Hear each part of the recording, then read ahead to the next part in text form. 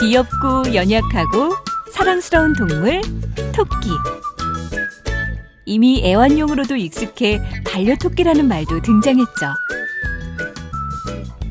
작은 몸집의 초식동물인 토끼는 한마디로 약한 짐승입니다. 하지만 결코 순하기만 한 존재는 아닌데요. 개묘년 새해, 토끼의 진짜 모습을 만나볼까요? 당신이 미처 알지 못했던 토끼의 비밀. 흔히 토끼라고 하면 큰 귀에 흰 털을 떠올립니다. 하지만 본래 우리나라의 토끼는 회색 또는 갈색 털의 산토끼, 즉 매토끼입니다. 하얀 토끼는 색소가 결핍되거나 20세기에 수입된 종이지요. 토끼는 항상 동그란 눈으로 주위를 경계합니다. 때문에 놀란 토끼 눈이란 말도 나온 것이지요. 게다가 늘 큰 귀를 세워 포식자의 움직임을 탐지합니다. 짧은 앞다리와 긴 뒷다리는 적으로부터 재빨리 도망치기 위한 최적의 구조인데요. 왕성한 번식력 역시 종족을 보존하기 위한 것입니다.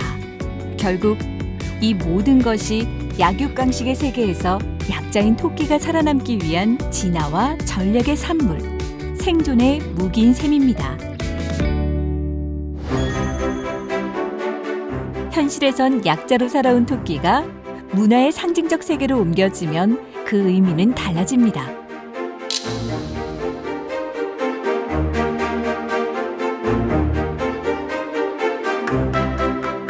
토끼의 빛깔에 의미를 더했던 선조들. 토끼는 장수의 상징이었습니다. 동국 세시기에 따르면 정월 첫 토끼 날인 상묘일은 토실이라 하여 새로 뽑은 실을 주머니 끝에 달아 재앙을 물리치고 장수를 비는 날이었습니다. 이처럼 우리 민속에서 토끼는 호랑이 다음으로 자주 등장해 왔는데요. 가운데서 가장 이른 시기에 평양에서 발견되는 낙랑시대 전돌에 보면 토끼가 절구를 짓고 있는 모습이 등장을 합니다. 그 이후에 신라 토우, 그 다음에 신라 막세기와 등에서 토끼는 둥근 달 속에서 불로장생의 영약을 만드는 모습으로 일찍부터 문화재에 등장을 합니다. 왕금묘라 불리는 서감리 219호분에서 출토된 칠화살통 원형 음판에 두꺼비와 함께 옥토끼가 표현된 것입니다.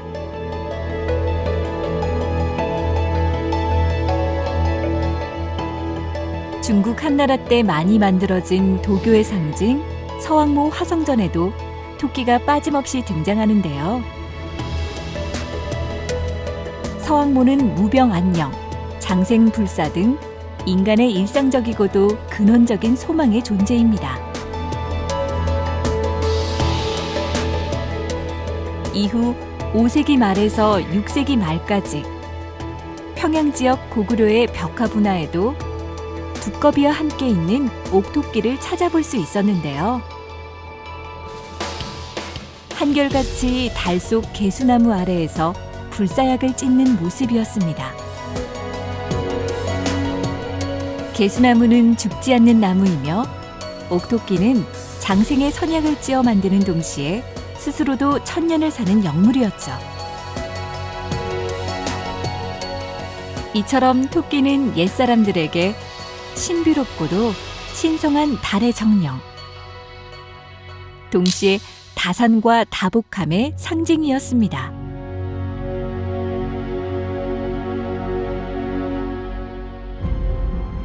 태어난 해에 따라 정해지는 띠와 띠를 대표하는 12동물을 의미하는 12지.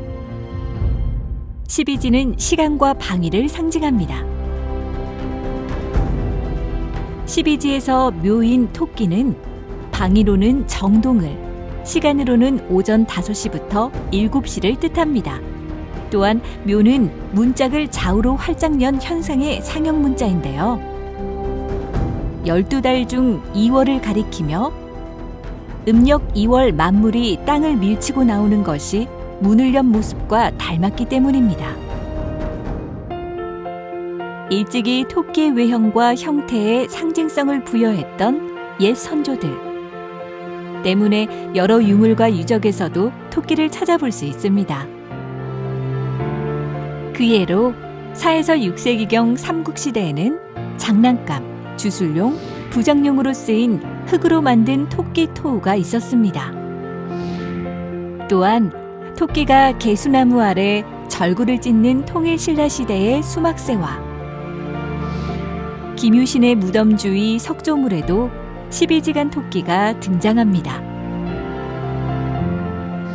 특히 둥근 달을 칠보문으로 투각하고 연꽃으로 바친 고려 청자투각 칠보무늬 향로는 받침다리의 3마리 토끼가 부부애와 자손을 기원하는 의미입니다. 이후 조선시대 회화나 민화에서도 가장 많이 등장해온 토끼. 천성이 귀엽고 지혜롭고 재빠르다는 점에서 토끼는 중요한 자리를 차지해왔음을 알 수 있습니다.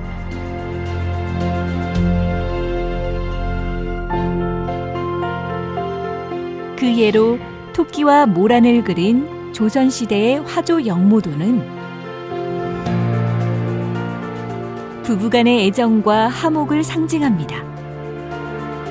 이처럼 선조들은 불로장생의 상징인 달토끼를 곁에 두며 토끼처럼 천년만년 평화롭고 풍요롭게 근심 걱정 없이 살고 싶어 했던 것입니다. 그런데 이런 달토끼는 불교 미술과 유물에도 이어졌습니다. 고려 불화인 수월 간음도에는 둥근 달 속 개수나무 아래서 방아를 찢는 토끼가 등장합니다.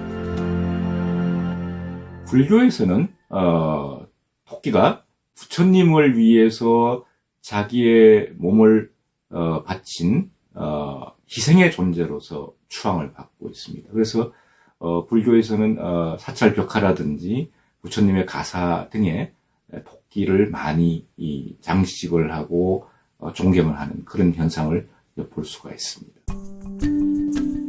불교에서 달은 곧 부처이고 토끼는 부처의 세계에 이르게 하는 전령사인 셈인데요.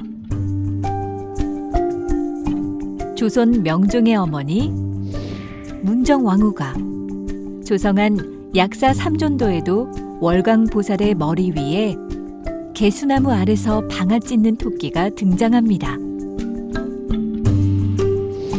또한 토끼 모습인 불교의 묘신 안절화 대장도 일체 중생을 구제하려는 원을 가진 신입니다. 아울러 사찰 곳곳에도 토끼가 숨어 있습니다. 거북이를 타고 용궁으로 가는 토끼를 조각한 화엄사 구충암 천불전. 이는 불에 잘 타는 목조 건물이 화마에 무탈하기를 바라는 의미였습니다. 그 밖에도 토끼의 특별한 의미와 상징을 두었던 우리 민족은 시대를 넘어 다양한 사물의 토끼로 의미를 더해왔습니다. 한편 토끼와 관련해 삼국사기에 전해오는 민속 설화가 있는데요. 바로 토끼가 거북이와 용궁에 다녀온 별주부전입니다. 유네스코 세계유산 수군가이기도 한 이 설화는 실제 역사 속 이야기로도 전해지고 있습니다. 김춘추가 고구려의 도움을 요청하러 갔다가 감옥에 갇히게 되고 결국은 주변에 사람이 도와주는데 그 사람이 은근슬쩍 토끼가 용궁에 갔다 살아온 이야기를 전함으로써 그 깨를 이용해서 탈출해 돌아오는 이야기가 삼국사기에 기록되어 있습니다.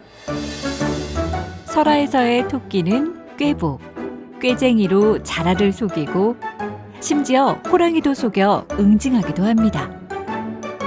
민중들은 이런 토끼의 모습에 자신들을 투영했기에 토끼를 투쟁하고 승리하는 동물로 묘사하게 된 것입니다.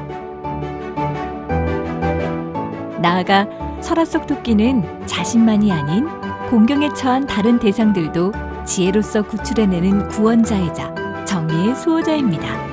오랜 시간 토끼를 통해 소망을 빌고 그 지혜를 담고자 했던 우리 민족. 다가오는 계묘년, 토끼처럼 도약하는 희망찬 새해가 되기를 기원합니다.